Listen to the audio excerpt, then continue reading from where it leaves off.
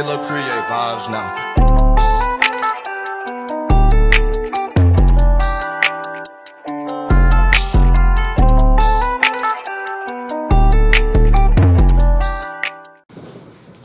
Welcome to another episode of the Get Love Like Mine podcast. We are your humble hosts. I'm Keisha Amos. This is my beautiful husband, Sam Amos. I am. We pray, this is episode 11. We pray that you guys are enjoying everything that we're putting out. We hope you're following us on social media. On Instagram and Facebook, we're Get a Love Like Mine podcast. On Twitter, we're Get Love Like Mine. We always do the Ask the Amoses segment. If you would like your question read and answered on the podcast, send an email to getalovelikemindepodcast@gmail.com, and in the subject line, put Ask the Amoses. So, we want to talk today about dealing with grief. A lot of our people around us have been experiencing the loss of loved ones, the loss of parents, the loss of children. So we just want to talk about dealing with grief and hope that we can help somebody with this. Been a lot of COVID-related deaths. Family-wise, I've lost a lot of co-workers. And so we thought it would be fitting to try to shed some light or try to help someone along in this area. I lost my mom well over 20 years ago, and a lot of my classmates, some of them are just recently going through the same grief. Mm-hmm. And so we almost kind of formed like a little pact or something similar to that for just trying to cope with it. I have a coworker who his wife just lost her mom. Mm-hmm. And so it's just been a lot of dealing with grief here lately. So hopefully, folks will realize that life is short. I'm going to say that like a million times. But let's just see what we can do to help out if we can. Okay. Well, I know I've spoke about it before, but I lost my dad this year, made 5 years. I was his only child, which kind of left me to have to take care of everything. He never remarried after my mom. He wasn't in a long-term relationship. He lived alone. So I had to step in and just take care of everything when he passed away. I had to make funeral arrangements and deal with his home and deal with his bills. And because I was his only child, it almost made it hard for me to be able to grieve. Like, I didn't have a chance to break down. You know how sometimes people break down and you see them, they're almost like catatonic and people are taking care of them. I didn't have that. The closest thing I had to that was my husband just making sure that I ate, because he could see me doing so much. He would make sure you need to eat something, because there was just so much for me to do. But I know other people who deal with loss and they completely shut down, like they can't function. And, you and I have had this conversation, but I say that about if I'm alive at the time that my mom passes away. I have a brother, we're 15 years apart. I don't think my brother is going to be one of those he just won't be able to do anything. So it's really going to be all on me to kind of just support everybody and get them through. Because I know he ain't gonna be no good. He's a for real mama's boy. So and his dad passed years ago. His dad passed when he was 14 and he's 31 now. So my mom is really all he has and all he's had for some time. Well, besides me, but so he's not gonna take that well. With you and your siblings, which one do you think, well, for those of you who don't know, it's 4 of them, 2 boys, 2 girls. Which one do you think took it the worst when your mom passed?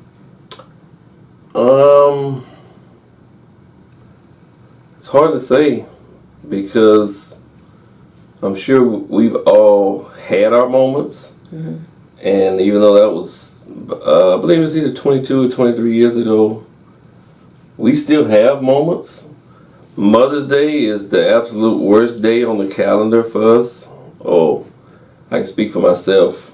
But I'm doing better, I guess you would say, or I'm trying to. It's still just not a day I look forward to. I do not look forward to Mother's Day. I can speak for your sisters and say they're mothers and they don't really care to celebrate Mother's Day because of their mom. Like, even the grandkids, nobody's in a rush to celebrate Mother's Day because it hurts. Yeah, so this past Mother's Day, my brother and my husband and all the men in the family got together and just had us a catered day where we didn't have to do any cooking. They ordered the food and made sure we had a good day. And I can probably say that was the first time they really went all out. The guys really went all out like that for Mother's Day, because it's usually a kind of sad day for their family. For me, like I said, it's Father's Day for me. I still try to celebrate, but my dad passed on June 13th. The next weekend when we buried him, we had his funeral Saturday. Sunday was Father's Day, and then Monday we buried him at the VA hospital. So that Father's Day, I was with my in-laws, and they were all having a great time because, their dad is still alive. But, I did my best to put on a brave face, but it's always in the back of my mind, like, the Father's Day gift that I bought for my dad, I still have it.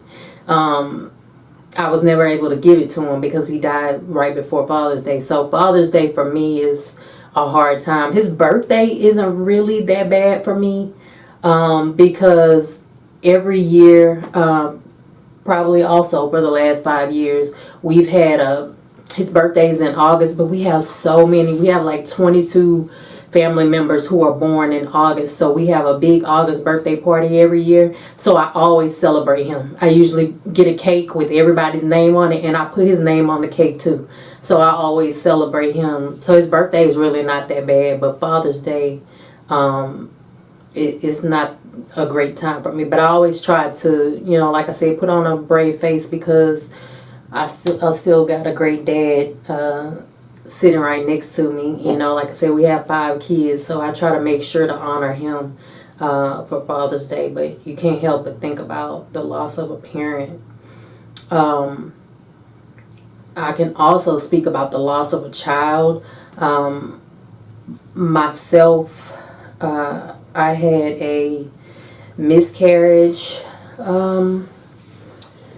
before my 18-year-old was born. So the child I would have had probably would have been 20 years old had they made it. And you never really know how it affects you. I see women all the time that have so many miscarriages, and you can look at them and see the hurt in their eyes, especially when they don't ever get the opportunity to have kids. Some of them, they have like what they call rainbow children. Like you have a miscarriage, then you have an actual baby, so they call that the rainbow baby. It's something very, very sad and personal to deal with. But when you're dealing with that type of thing, you really just have to know that God is with you and He knows best. There's a scripture, lean not to your own understanding. You'll never be able to figure out why God did that. And a lot of times we try to figure out why did He do that? Why did He take them away from me? But God tells you, don't lean to your own understanding. You'll never figure it out. One thing I thought of while you were talking in, I don't know, my siblings probably never heard me say this, but once it was so hard dealing with my mom when she passed away, it made me think, and I actually had this thought to myself, that I don't want to be close to my dad. because I don't want to feel this again. And that didn't work. Because my wife calls my dad my best friend, and he is, because, you know, we just have a ball when we're together, and he lives about 15 minutes from here, 10 to 15 minutes from here, so I'm over his house 2 or 3 times a week. I was telling one of my coworkers that same thing, that, you know, once my mom passed away, it made me think, you know, I don't want to get close to my dad. And then he says, and look at you now. I said, yeah, I'm going to a retirement dinner for one of his coworkers with him just today. So I might have thought that, and then as the years passed, we've gotten so close that, you know, he's really the only person I hang out with is my dad. So that grieving can be tough. Also, I spoke about a coworker who just recently lost his mother-in-law, and so let me ask you this: what do you think is harder? Because his mother-in-law had been ill for a while, so they kind of knew that sooner or later, you know, probably sooner than later, that she was going to pass away. She was, you know, up in age or whatever. I don't really know exactly how old she was, but is it more difficult to deal with grief knowing that they're headed that way, like they're getting closer and closer, or if it's spur of the moment, like a car accident or airplane or something like that? Which one is probably would breed more grief, do you think?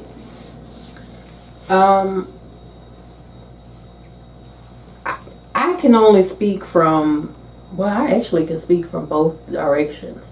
I mean, from both perspectives. One of my favorite aunts, I actually have her name tattooed on me. She was sick for a while. Like, she was in the hospital for maybe 2 or 3 months, and then she got out, and then she went right back, and then when she went right back, she didn't make it, and we knew she was gonna pass that day. But all that time while she was sick, it just never entered my mind that she was gonna die.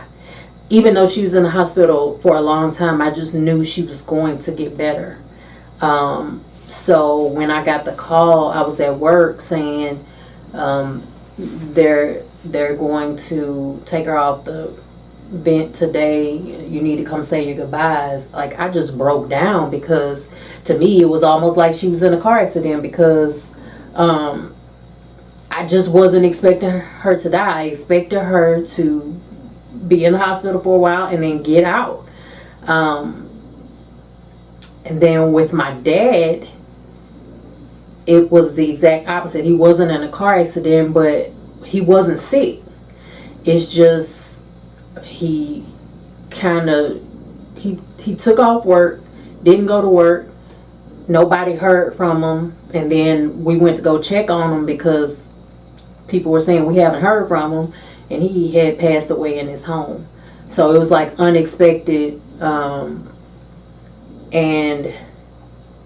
of course this is my dad, so of course I take it hard, but I probably cried more for my aunt only because I had the opportunity to cry. Like, for my dad, I just was so busy with all the other things, I just didn't have I cried, but I kind of just cried like when I was in bed or in the shower, or, you know, places where I had time to do it. I just couldn't sit down and be still and be in my grief. But when my aunt passed, I was able to do that. Like, I cried before I even made it to the hospital. Like, I had to get myself together just to drive to the hospital. And I know a few people who, you know, have experienced both. It's kind of hard to say. Logically, you would think if I knew she was going to pass, it would be a little easier. I was able to make peace with it. But I think people still have hope, just like I did with my aunt. Even though she had been sick and in the hospital, it never dawned on me that she was going to pass away. Yeah, I've never had to grieve in that way where I knew that, like, they were terminally ill and there was nothing you could do. I can understand both sides. Like you say, you would think, knowing that they're getting closer now than not knowing. And then I think a lot of times people along the way will start to tell themselves, well, they won't be suffering anymore. So now you can go ahead and rest, and you don't have to be hooked up to all these machines and going to chemo and all this other stuff that is really, from what we hear, is really painful. Gratefully, we haven't had to experience that part of life. But I have dealt with sudden impact type. And not knowing, I guess that's just part of life. You're just going to find out, one of your classmates just passed away, or, you have a sibling that was in a car accident that didn't make it. Those are always hard because they come with a shock, and then you're thinking, well, I just talked to him a couple of days ago. But it also brings up the point that, I tell you, I'm going to say this a lot, that life is short. And it's even shorter than it was yesterday. But if you have an issue with someone, a lot of times, especially I see this in the younger generation, that they'll have a problem or issue that has been unresolved, and they'll feel like, well, I'm right, so they need to come to me, or what you do is completely wrong, and just on the inside of me, I'm just not ready to forgive this person yet, because you could have done better than that.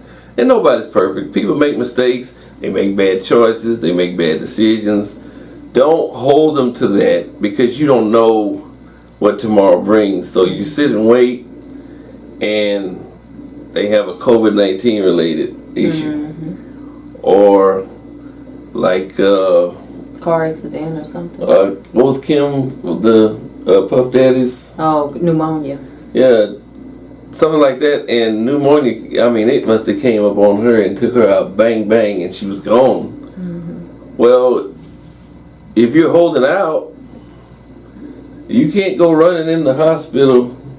Okay, now I want to clear this up while this person is under medication and hooked up to machines. Like, all I'm saying is, look, be grown about it. A lot of times, if you wait too long, you're going to forget all the details of why you were even mad anyway. I just know I'm mad, so I'm going to hold on to that part of it. Well, you don't have to do that. You can be grown about it and be sincere. Don't just say, well, I did my part. If you accepted it. No, that's not very sincere. Wait for another day. Don't go and do that part of it. But go handle your business, be sincere about it, and move on, because life is short. Some relationships you don't have to repair, but I feel like relationships with like your family, your siblings, or if you are, at odds with your parents, those are things you should clear up. I remember when I turned 20 years old, let me back up. My dad used to pay child support till I was 18. When I turned 18, he opened a bank account and started putting the same amount of child support in a bank account just for me. The only stipulation was I was in college. I had to stay in school, and I had to stay at home at my mom's house. Like, I couldn't move out. As long as I stayed in school and stayed at my mom's house, he would continue giving the money directly to me every week. Rather, it was like $100 a week he would give it to me. So by the time I turned 20, I thought I was grown, and I wanted to move out. I had kind of been getting into it with my mom, and so I told her I was going to move out, but I hadn't moved out yet, and I hadn't talked to my dad about it, but I was intending to. But you don't know anything about this, but when parents are divorced, and the kid does something wrong at one parent's house, they can't wait to call the other parent to tell them, let me tell you what your child did. So my mom called my dad and told him that I was moving out, and he got mad at me without talking to me and said he wasn't giving me the money. Now, part of me moving out was I was counting his pockets, because I was like, okay, my dad gonna keep giving me this $100 a week. Even though I'm moving out, I'm gonna talk to him and explain to him why I'm moving out, and he's gonna be on my side, because he don't like my mama anyway. So he's gonna be on my side.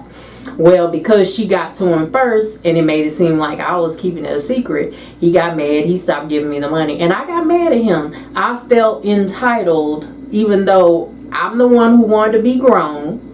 He didn't owe me this money. He was just, being my dad. And I guess his stance was, if you want to be grown, you be grown on your own. And I was mad at him, and I stopped speaking to him. And my cousin, we had a family reunion. My cousin came down here from Sacramento, and we were just showing him around the city. And we passed by where my dad was working, and I was like, my dad works there. And he was like, you ain't gonna even stop by to say hi to him? I'm like, no, I'm not speaking to him right now. My cousin made me feel so bad. That was the first thing he said, was like, what if something happens to him? Like, you not speaking to him over something. He didn't use the word petty, but basically that's what he was saying, is this is petty. You need to reestablish your relationship with your dad. You're his only child. If something happens to him, you are going to hate yourself. And so one day because my dad used to work at a barbershop, I just went up there. I just walked in like I was a customer. I walked up to him, and he hugged me so tight. Like, we didn't even have to say anything. We didn't even ever discuss why we were mad at each other. He was just so happy to see me. It had been about six months. He was just so happy to see me. And we just went right back to normal. I mean, he didn't start giving me the money, but not that normal. Not that normal, but yeah, my cousin made me feel so bad about not. He was, he kind of preached to me, you need to reestablish your relationship with your dad, and I did. But I do have a cousin who, when her mom passed, they were at odds. Like, they had an argument right before she passed, and she took it bad. Like, at the funeral, most people kind of lose it when the casket closes. Oh, but she lost it the entire service, and most people didn't know why she was saying. I mean, this is her mom, so of course she's gonna take it bad. But it was two of them, and the other one wasn't doing all that. But it was, we can only believe it was because they were into it, and she never got a chance to resolve it. So if you're in that situation, everybody doesn't deserve restoration is the only word I can think of right now. If you're in a bad relationship with somebody that's not family, like you're in an abusive relationship, or you're in a bad friendship, or whatever it is, I'm not saying you have to resolve that with everybody. Sometimes bridges are burned for a reason. But your siblings, your parents, your children, you need to fix those relationships. Like I said, lean not into your own understanding. God made you family with those people for a reason. You don't know what the reason is, but He does, and you should fix those. What's his biggest commandment is to love each other like He loves us. You need to fix that, because like the times we're living in now, you never know what's gonna happen. You never know what's next. Yeah, I'm the guy that was the cousin to you. I've told strangers that I hear mention, "Oh, I'm not talking to my mom. She get on my nerves." Like, man, you don't know what you're doing there. I mean, how do you think that's gonna play out? What do you get out of it? That being stubborn, and it's just not a good look. And like you say, a lot of times it's something petty. If you wait long enough, you'll completely forget all the real intricate details that had y'all going separate directions anyway. And then before you know it, y'all are arguing over, did that did happen? No, that's not what happened. Well, somebody forgot what really happened. Yeah. So now here we go with argument inside the argument. So, don't just sit around and wait to go correct something that's probably wasn't worth fighting over anyway. Sometimes it's not petty. Sometimes it's a major thing. Like, what if your parent was abusive to you and you grew up and now you don't want anything to do with them? I'm going to always bring it back to God. God, in the Bible, it says, honor your father and your mother. It says that. It doesn't say what the mother and father had to do for you to get the honor. For them to get the honor, they are your parents. You're supposed to honor them. So I understand boundaries. If my parents were abusive to me, I probably would establish boundaries with them. But I would still love them because they're my parents, and that's the Christian thing to do. You got to figure it out. The end part of that commandment that you started, which is really the good part of it, it says, honor your father and mother so that your days may be long upon this earth. So I honor my parents even though my mom is no longer living. But she's so much a part of my mental state that I don't do things as if she was still here. There are things I'm just not going to do because I still honor my parents, and I'm an old fella. I'm a parent myself, but the Bible doesn't make reference to any of that. It just tells you what to do, and here's the promise that goes with it. So let's not sit and split hairs trying to figure out, when should I stop honoring them, or what if they treated me a way that I would never treat my own kids? Do I still have to? Well, just go back and read it and see what it says. It doesn't say honor your father and your mother as long as they were feeding you a Jacobite, you're gonna be all right. If they made you eat Brussels sprouts, then cut the honor short a little bit. No, that's not how it goes. So, like you say, everything is not petty. But if it's a sibling and it's over money. We hear a lot of money stories all the time, and don't think just because a person's related to you that they aren't rotten. Rotten people have siblings too. You know what I'm saying? So, I've seen plenty of folks in my own family just rotten, and we laugh about them, but I don't know how they got that way, but we see you.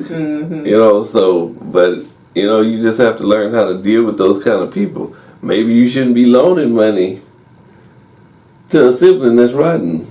You know what I'm saying? I think what does the Bible say about loaning money? Loan the money as if you don't need it back. Right, as if you don't need it back. So if you know that person is rotten when it comes to repaying it, and you still choose to give it to them, you just have to have in your mind that I'm never going to see this money again. Yeah, that may be your fault on that one. Yeah. You have bad judgment. Yeah. I'm going to throw something in there because sometimes people deal with grief that's not from death. Sometimes when people go through a divorce, they grieve the family that they had, or like from my own experience. Because my parents were divorced when I was 7, I always said that once I got married, I was never going to get a divorce. Like, divorce wasn't even a part of my vocabulary. It never was, and still is not a word that I throw around like it's an option, because it's not really an option for me. So in my first marriage, when I knew I was going to get a divorce, and when I got a divorce, I grieved because I felt like a failure. I felt like I lost myself. I felt like I had failed my daughter. And I think I kind of went through a little depression. I never saw a therapist or anything, but that's when I founded my relationship with God, because it was like a total surrender to Him, because I just didn't even know what else to do.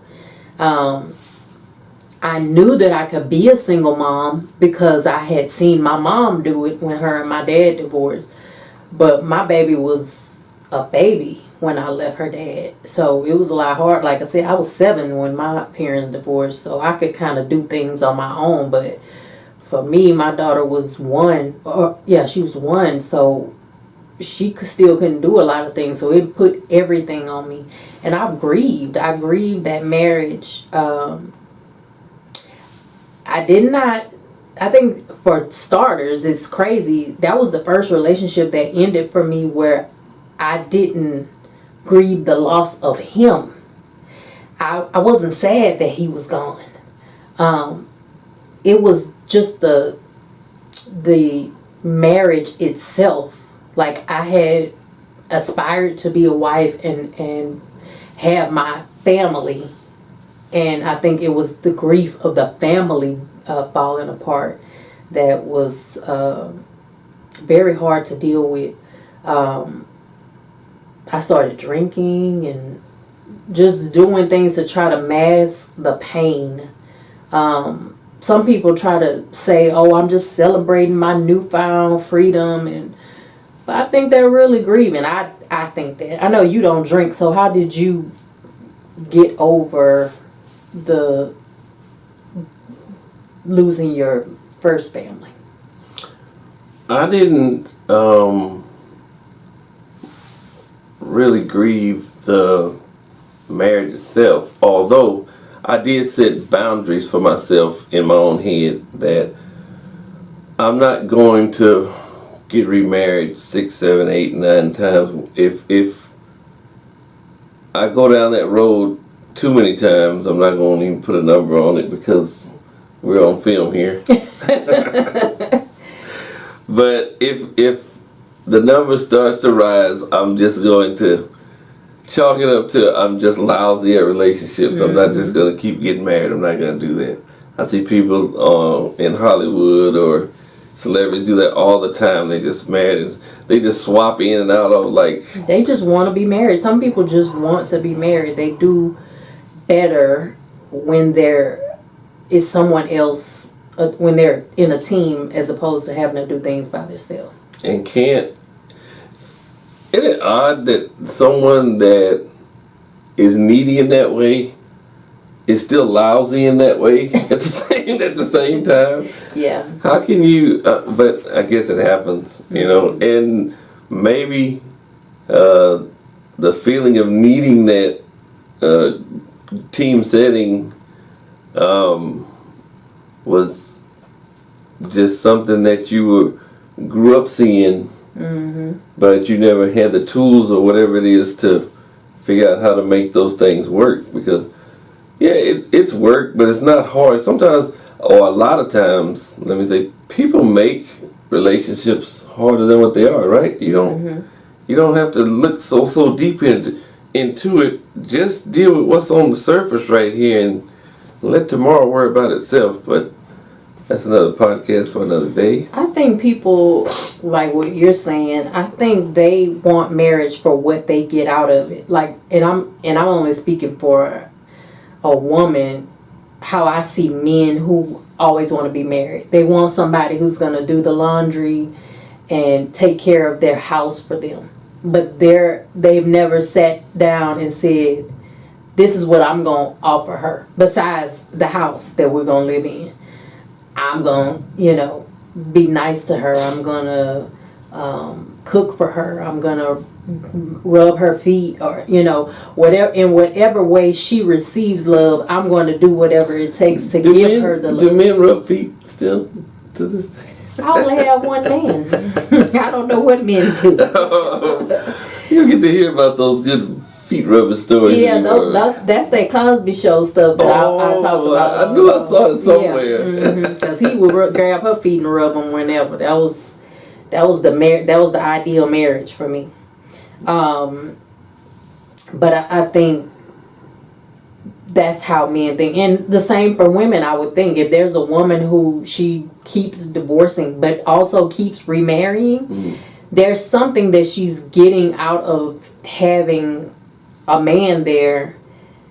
But there's also something that she's not considering the part that she's playing in it, because if you're the common denominator, it's got to be something that you're doing wrong. That's leading to, especially like I talked to a woman not too long ago who told me she had 2 husbands who did the exact same thing, and I think the third one almost did it too. And I'm like, at what point are you meeting them at the same place? Like, how would you find 3 men that did the exact same thing? I mean, something crazy too, not something that's a regular thing you expect men to do. Even if it is something regular, if 2 or 3, or God forbid a 4th man, and they all came, stayed, and went out the door the same way, then how could you not figure out that the common denominator is you? What are you doing? Yeah. But it's kind of odd to me but you see that so often, that I don't care who you're dating, that relationship sounds a lot like the one before, and that one sounded like the one before that one. Like, you keep meeting the same people, you keep treating them the same way, and they either go the same way they went, or they end the same way. It's something about that. Like you said, treating them the same way is something about that. Because I do that. I treat you the same way I treated my first husband. Because growing up, I saw my mom be of service to my dad. Like, she cooked for him, she cleaned for him, she, wherever he was sitting, she would bring his food to him. She catered to him. And I did that to my first husband, and I do that to you. The difference is that my first husband did absolutely nothing to deserve it, and you do. So I didn't change up what I was doing. It's just that I did change who I picked. Very unlikely person, because some of you don't know, I used to not like this guy. Like, I knew him for years. I knew him before he married his first wife. I didn't like him. I literally would see him and go the other way. I didn't think he was cute. I didn't think he was nice. I didn't think he was funny. I thought he was annoying and loud. And so I literally didn't even want to see him coming, because I knew he was going to say my name all loud. And I was like, oh, Lord, here come Amos. Oh, Lord. But now, let me see a glimpse of him coming down the hall. There go my baby.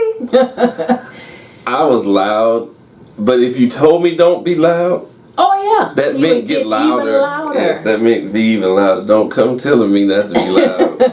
So yes, loud was a characteristic of mine. All right, so I think we don't really have an Ask the Amoses, but I have a question. So this is my Ask the Amoses. When you have ended a relationship, and I'm just going to say marriage, I'm not going to even say girlfriend, boyfriend, but if you ended a marriage, where do you stand on continuing a relationship with the in-laws? In-laws, parents, family, sister-in-laws, the whole, like, your ex-wife's family. It really is a call of maturity, because I've seen both sides of the coin, where still communicating with other family members turned out to be something ugly. And I've seen it where those friendships were made and they just stand. Like, even to this day, I was very close to one of my first wife's uncles.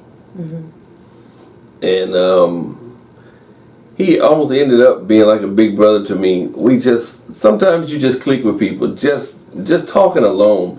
But we would hang out too back then. But I just absolutely love the guy, and I still do to this day. And I really want to see him.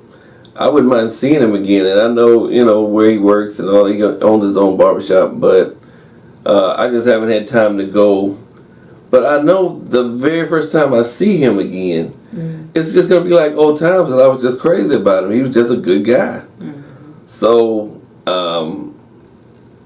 that's where maybe maturity would come in for you. So I've been around, I've dated girls that would have thought that was cardinal sin. How are you still talking to that person? Well, he and I had nothing to do with me and her. But see, you could look at that and be like, it's no big deal. That doesn't make me think, oh, he's trying to get back with that woman, or And that's because, like you, I don't think you guys have a close relationship, but you're still cordial, and you still hug and love on each other when you see each other with your ex-wife's parents, her mom specifically. Right. But her mom loves me. Right. Like, I saw her in the grocery store, and this is during COVID. She grabbed me and hugged me so hard and so long. Like, she loves me because she knows I love the kids. So it's no hard feelings like for you to have that relationship. There's good people. Yeah, she's a great person. And then your ex-wife and I we hugged the last time we saw each other. So that's a level of maturity. It's a level of maturity. I think it also has to do with how long you were married. Right. Yeah, it's a lot of factors in there. Yeah, it's a lot of factors in there. Because my first marriage, it wasn't that long. We were married, from the time we were married till we were divorced, it was probably about 3 years. Or 2.5 or 3.5, somewhere in there. So when we divorced, I didn't really have much contact with his family. Like, his siblings, I don't think the sister, I think I saw her because she had a wedding and asked my daughter to be in it. So I saw her for that, but I'd never see her, just in passing or anything like that. And his mom, we communicate only because of my daughter. Like, if she needs to get something to my daughter or something like that, but we don't just call and say, how you doing? It was, it's good to see you or whatever. But we weren't married that long. So I think that plays a big part in it. And the only reason I asked that because one of our family members just recently got divorced, and her ex-husband commented on one of my social media posts, and I'm like, you still talking to us? You still there? And they weren't married long. But, I guess to each his own. Like you said, I think it depends on the person. Because you may not talk to everybody in the family, but, there might be one person that you connect with that you continue to have a relationship with. And just as a footnote, I knew your first husband before y'all were married, right? Mm-hmm. He and I used to play dominoes against each other. Yeah. A long time ago. But even to this day, even though he comes around because his daughter's here, there's no animosity, there's no hard feelings, there's no... I don't even have animosity or hard feelings. There's no foolishness. It's just, for us, either my first marriage or yours, that was then, and this is now, and, we don't have to act like you don't have good sense about any of it. I see the guy shake his hand. You can come in if you like, but if you don't want to, that's fine. Yeah. All right. Well, we hope that you have enjoyed the show. We want to pray for all of those who are grieving right now, all of those who have experienced the loss of a parent or a child or a marriage. Whatever the situation is, lean not to your own understanding. I can't stress that enough. Whatever God is doing, it's His will, and we have to make peace with that. Just know that He loves you. And I pray that the Holy Spirit gives you strength and comfort in your time of grief. We pray that we love it's a scripture, but it's also a song that says joy comes in the morning. We pray that you have unspeakable joy at the end of this. And we thank you guys for listening. Again, if you want your question answered on the show, send a email to getalovelikemindepodcast@gmail.com. And thank you guys for listening. Happy Sunday. Have a good week.